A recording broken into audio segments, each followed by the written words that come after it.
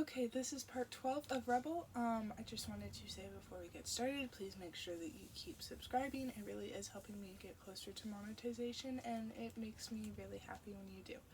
Okay, Daniel. Usually when I'm in the Undercity, I'm doing a sweep with my fellow AIS agents. I've definitely shut down illegal gambling and drug operations and all sorts of other cracked businesses before, as well as closing down unauthorized makeshift elevator stations built out of old sewage tunnels. But tonight I'm alone, masked and hooded. I look like one of the hundreds of gamblers that roam this place. It's obvious that this side of the Undercity is the worst side. Rows and rows of tents line the walls along the narrow, dark streets, and vendors stand outside forlorn, empty shops, watching me as I pass their storefronts. Here, in this outfit, I go back to my lake routine. Hunched shoulders, listless gaze. I'm careful to keep a lookout for anything suspicious while at the same time not making eye contact with anyone. It seems to work okay. People think I belong down here, someone who's clearly used to walking rough streets, but it still puts me on edge. I didn't come to Antarctica just to return to living like a street orphan. What the hell is Eden doing down here again? The thought rings through my system like a warning bell. He's the smartest damn kid in his entire university. He's got an internship waiting for him back in the Republic. He's got friends. He's got everything he needs. Why is he here? Why can't I understand him? Why won't he talk to me? His location now takes me to a small, unremarkable bar.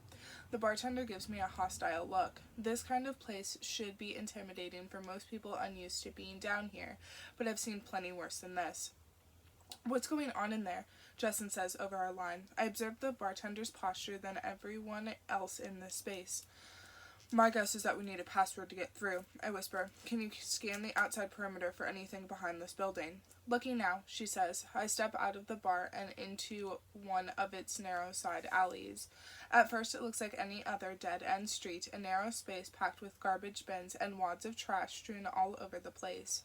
But when I walk closer to the back wall and run my hand along it, it feels thin and hollow. On the other side I hear the sound of raucous cheers. There hadn't been a doorway to this in the bar, at least that I could see. This is some kind of shoddy makeshift wall separating the main streets from a hidden space. I glance up to see where the back wall ends. It extends up maybe 5 or 6 floors, a crumbling brick surface bordered on either side by dilapidated apartments. A familiar sight to a runner. I sprint toward the wall, then skip up several steps to grab the second floor ledge of the building next to the back wall. In a few seconds I'm pulling myself up and jumping to grab the third floor's balcony railings. The exertion sends a familiar thrill through me. This is how I survived in the Republic. It takes just a moment for me to get to the top of the back wall. The cheers coming from the other side suddenly turn deafening. When I get my first glimpse over the wall, everything looks bathed in a hazy glow from strings of red light bulbs. I find myself staring down at a clearing packed full of people. There must be at least 1,000 people crammed into a space that's probably meant to fit less than half that number. They crowd around a small clearing in the center of the square where a line of racers now stands with their drones. Eden's location in my view now flashes as it signals he's very near. And sure enough, when I take a closer look at the racers, I see him. His familiar blonde hair, his glasses, his wiry, lean frames. My brother's a drone racer. I lean against the wall, in danger for a moment of losing my balance. Maybe I'm just making up what I saw. Maybe I'm so intent on finding Eden I'm hallucinating. But when I take another look, he's unmistakable. It's him, along with his friend Pressa, who's in a long blonde wig and wearing a smug look of satisfaction. Not only was Eden in the race, but judging from the way everyone's gathering around him, he won. That's when I noticed the other man. He's standing before both Eden and Pressa, his face hauntingly recognizable from all of the internal ASI reports I've seen. Dominic Hahn. I can't believe my eyes. Dominic Hahn has killed hundreds. He's committed some of the most gruesome murders I've ever seen, some that make even the worst of the Republic's crimes pale in comparison. The image of the body in the streets is still fresh in my mind. I think of the sheer terror on the faces of the witnesses who were questioned, I think of the sheer terror on the faces of the witnesses we were questioning. Even the act of hunting for him is considered dangerous. You don't want a man like this setting his sights on you.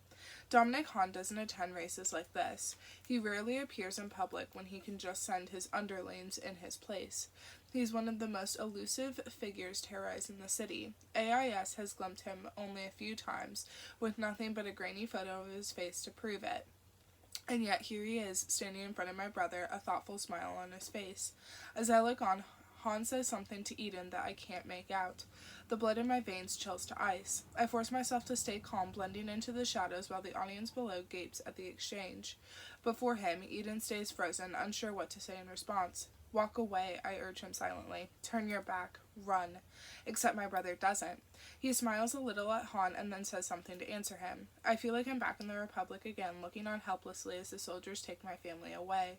Why is Han talking to him? What does he want with him?